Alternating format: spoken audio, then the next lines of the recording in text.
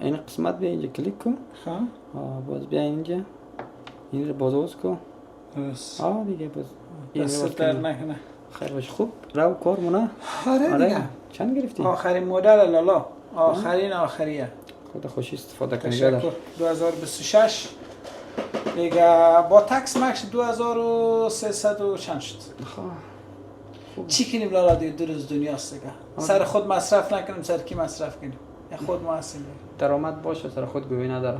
خوبه خدا را شکر. چی؟ راستی اگر نه اپل واشم گرفتم یادت باشه که ایام آخر نمیفهم اولتا تریف از فورا نمیفهمم خلاصه گفتی هم آخریش مرا بیده دیگه. از امضا آخر شد دیگه. خب خوشی استفاده کنید. سلامت باشی. تشکر. دیگه کم بشی سر خود مصرف نکنی نمیشه دیگه. لباسی برن، بوتی برن. چی کنیم لالا دو روز دنیا است دیگه. این کارا کلش از جیب پر میه. خداوند همیشه جیب تا پر داشته باشه. شکر است. با اجازه خیلی. قربانت نمیشینی؟ همین وقت خراب شدن بود.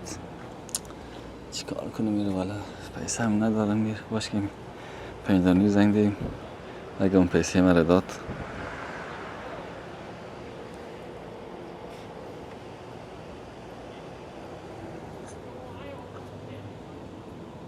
بله.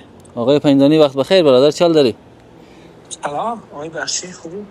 زنده باشی برادر عزیز. موترم خراب شده، هم یک روپه در جیبم نیست. موترم خبر داره که چقدر مهم است امریکا، اما امانتی ما پیشت بود، اما اگر بیدیم ما را خیلی خوش میسازی. بخشی عزیز باور که به خدا فعلا ندارم. یار آقای پیندانی وان دخم امیر اگر جور بکنی خیلی خوب است. جان بخشی ندارم فعلا. به خدا امون روز ما زنگ زی باور که ما خود نداشتیم، ما 200 داشتیم 300 دیگر ما زیاری خرج کردیم بر دادم. 2 ماه باش زنگ زدم گفتی ندارم، 4 ماه باز زنگ زدی گفتی ندارم، 6 ماه باز زنگ زدم گفتی ندارم. این یک سال شده میده، یک سال تو این 500 نداری که مرا بدی واقعا. بخشی عزیز باور که ندارم. همین چیکار کنیم؟ ولی ما به نظر کس دیگه زنگ دیم خرج کنیم خوبه یا ما پیسه خود است طلب کنیم. بخشی تو چرا صدای خدا بالا میاری وقتی که میگم ندارم دیگه از کجا بکنم دیگه؟ همین ما بخشی از کجا پیدا کنیم آقای پیندانی؟ ما خواستو پیسه دیگه نخواستم، پیسه خود خواستم. سر ببین صدای خود سر من بالا بلند نکردیم آقای پیندانی. ما زنگ زدیم یک خود است خواستیم، ما عمل دیدیم ما بند است. از کجا بکنم؟ ای خدا داشته باشم خب میدیم. من خوش ندارم قرض سر ما باشه. من خو از یعنی واقعا نداریدم یک سال تو دم یک سال می 500 دلار نداشته. عزیز دلم، عزیز برادر ندارم. میفهمیم نداشتم.